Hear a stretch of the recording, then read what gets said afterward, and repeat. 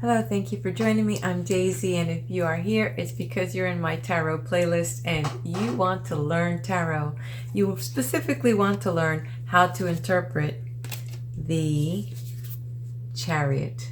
So as I've mentioned before, we're going through the major arcana on this little series section and finding out the Fool's journey and the different ways that you can actually interpret these cards, especially understanding that with the major arcana, what we're learning is the different challenges that we may have to go through in life, and how to look at these symbols through those eyes as the Fool begins his journey from where he's at towards enlightenment. So he's already met up with the lovers, and he's learned about sacrifice, and he's learned about unconditional love. And now he comes to the Chariot. And what wisdom can he learn from this experience with the Chariot?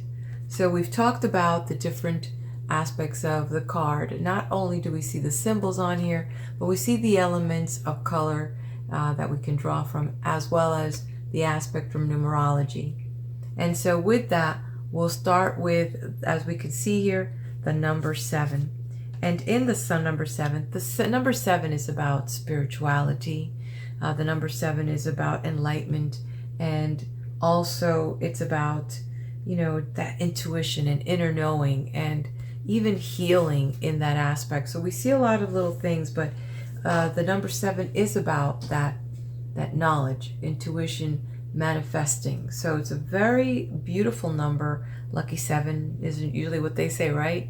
So here we have. So with the number 7, we can see that these are other areas that you can use to draw and help your querent. If it's about intuition, if it's about seeking knowledge, if it's about manifestation, the number 7 is our go-to for that. Lucky 7, that's what they say. So then let's go ahead and in general, the Chariot here represents success, control, willpower, taking that charge and that action. So there's a sense of it when you look at this card. So what I would first suggest is look at the card and ask yourself, what am I feeling? What is being drawn out of this card? And trust your intuition, trust yourself. Okay. So first of all, we see that he's got this stone chariot, right? And just as you can see up here, I've got it up here as well, my little one as well. So with that, the first thing is this, which here represents this unconscious journey. And because it's not a very dramatic color, it's in this case, you see that it's gray, and here's like a little off earthy color. So this person who does have some authority, because he does have a crown, so it could be a prince or something, but definitely someone that has gained some wisdom, has some authority because of this crown. We could sense that from this, he is very fair. There's nothing gaudy about this chariot. It is neutral in color, and whatever this person does at this moment is very fair and neutral. Then the next thing is we look at the charioteer himself, and what we see from him is this person is poised, is confident, right? We see that he has command over himself, like he has some sense of mastery. So we went from this carefreeness to now some sense of mastery after meeting with the emperor and meeting with the Hierophant and the high priestess. So we have learned some things right now on this journey, and now we've got some experience, we've got some conscious mind, and we also have will and experience that we can move this chariot without anything but our own will and power that we have. So as you can see, there's no strings attached to these sphinxes that are supposedly ready to move this. All he has is this wand. You see that?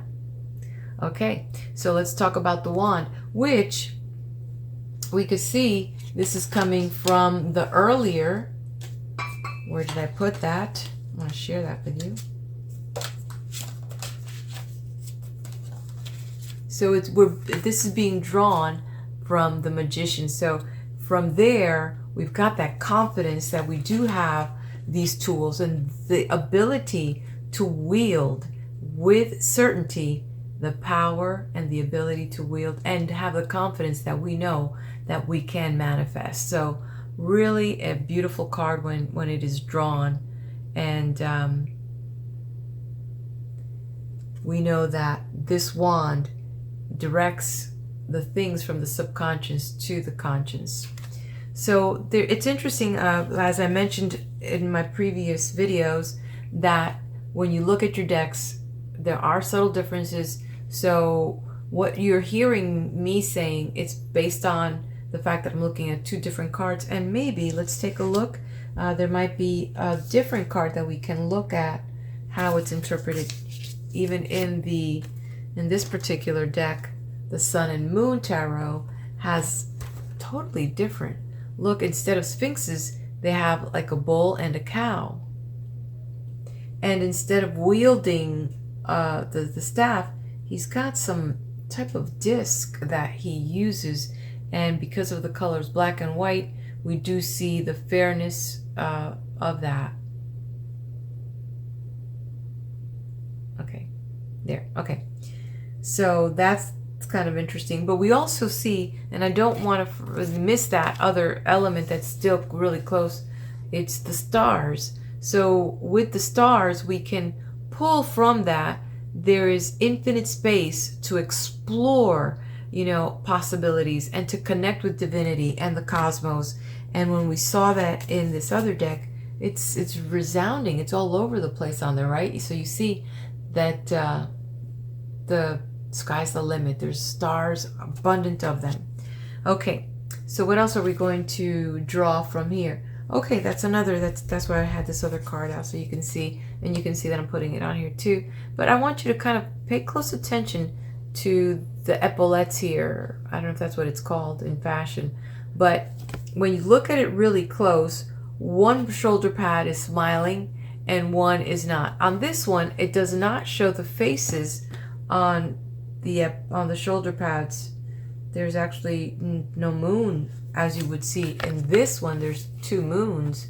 So it gives you a whole different approach to the reading, because now with the Sox and Boskin, which is the comedy and tragedy of life, kind of, you're going to just have to deal with that. Some days are going to be great. Some days you're going to have to deal with some strife. And so that's representative here. But he's in control of that. He is taking the reins on that. But it doesn't show it on this deck. And I don't see it on this one either. So that's why it's important to look at each of the cards, and they're all unique, so that you can draw different information from them. Okay, what is next that we have here? Okay, so as we continue to the crest that we see on here, what we see here is there's this little symbol which is not depicted very clearly on this, but when you see it on this other deck, you do see that it is a representation of the male and female as the disc is going in through. Let me just grab it here so you can kind of see. So it's like a little circle with a little disc on there. So with that, again, that brings in the yin and the yang, the male energy, the female energy, and because we've got this wings over them, that there is divine guidance. So again, we're seeing this concept of duality here, and again we see the balance with the sphinxes, the black and the white, and we had seen that when we saw it with the lovers, with the trees pulling in, the sense that there's these columns that we must maintain some type of structure in the things that we do. We saw that also with, that's right, we saw that with the Hierophant. We saw the columns with the Hierophant, and we saw it when the Fool had visited with the High Priestess. So we see these, the demand and the need to maintain balance through our life journey. And so what do we see when we see the sphinxes here? And that's a whole different message, which also, like I was saying, it's we're seeing these themes come across as we have with the Priestess and with the Hierophant and with the Lovers. So it's maintaining balance on your journey. And we also see that in the background there's a city and there's nature. So there's that balance between, society and staying connected with nature as well. Okay, so one thing to remember, to take to memory, is that the Chariot is associated with the sign of Cancer, the zodiac sign of Cancer. It's interesting because when we see it on this deck, it is confirmed with the little Cancer zodiac symbol here. So a representative of the water element. And so when we're looking to help someone establish some dates, the timeline of Cancer is between the months of middle June through middle July. So there we have that ability to help our querent, put that into perspective. And the ruling planet is the moon, and we've known that because of the moon that has shown up in here, but that's what this is associated with. Okay, okay, so now if we're going to do this in a reading, how would this sound like if it shows upright? Well, in a reading, when this is upright, this is about willpower. This is about taking control. This is about accomplishing things. Also, this is about pursuing your goals and maintaining balance in the things that you're doing as well. So be bold, be confident, and also embrace all the divine signs that you're getting. Embrace, the mysteries, and know that you are in control and that you have gained some sense of mastery. So what do you think it means when it's in the reverse?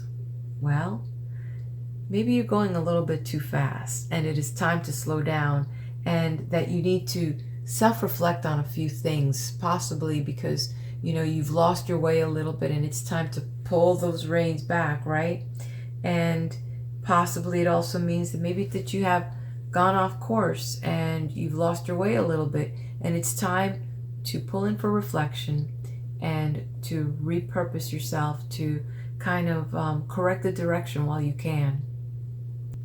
And who does the Fool meet next?